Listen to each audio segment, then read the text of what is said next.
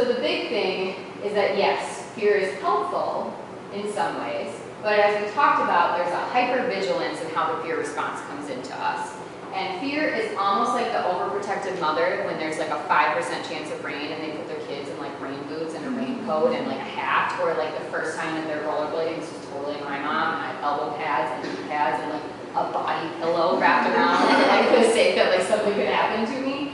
So yes, it's nice, right? They just want to protect you. There's good intention behind it. And I oftentimes think about fear as this sort of being inside of my body that is trying to protect me in some way, shape, or form. But the issue is, fear is basic black and white sorting.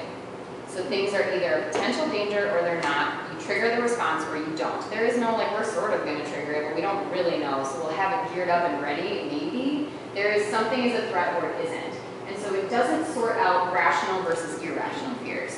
And this is a legit, scary, awful, irrational childhood fear that I don't know if others had this, but I think it gives us a really good example of how things start to happen. So when you're growing up and you see TV shows, movies, you go to the ocean, or you learn about sharks, you learn that sharks are in big bodies of water. You see a big body of water, you equate that in your head, sharks are in a big body of water. Well, you don't have the capacity in your old brain to go, but it's only a certain type of big body of water when you're a kid, because you haven't understood that there's an ocean or a pond or a lake or a swimming pool. So it's big body of water equates to shark, equates to danger no matter what. So the first time that you see the deep end of a pool, because you're going to open your eyes underwater and it looks like a big dark abyss of water, your brain goes, danger, shark, get out of the water. So you don't even have the capacity to go, no, it's fine. There's not a shark there. You've already reacted and gotten out of the water and you're refusing to go back in. So I think it's easier to think about it in the ways that it shows up for us in childhood, but that is what's happening to us every day in different capacities. So what if we have a conversation with somebody and we flail? So what if I get up here and I give this presentation and all of you leave and you're like, oh my gosh, I'm never coming back. Like ultimately that doesn't matter, but I get very fearful, and the same way that all of us do, in a way that we make these irrational thoughts into the driver's seat to the point where they are now controlling everything that we do. So even in instances with some of the examples that you all talked about, you're all still here. You're all still able to have conversations, hold yourself up, be in a professional role where you're meeting new people, talk to parents, you have employees, they have left. But for some reason, we've coded it as such, so we aren't able to tell our body or our mind, hey, I'm okay right now, I don't need you to keep reacting like this. So what's the impact? If this is continually happening and every day we're kicked into hyperdrive, what's going on for us in the long term? So I put together kind of the way I see a cascade of dominoes flowing. So think of fear as the initial signal.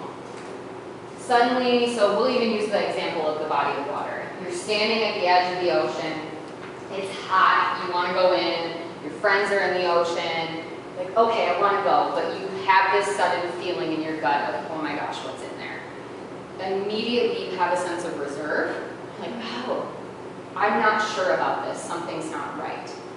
That quickly moves into you saying, I'm actually fine. I was really comfortable back here. I've got a nice cold water. I'm going to hang out and watch you guys. I really want to get a tan, so I'm going to be over here. It's totally good.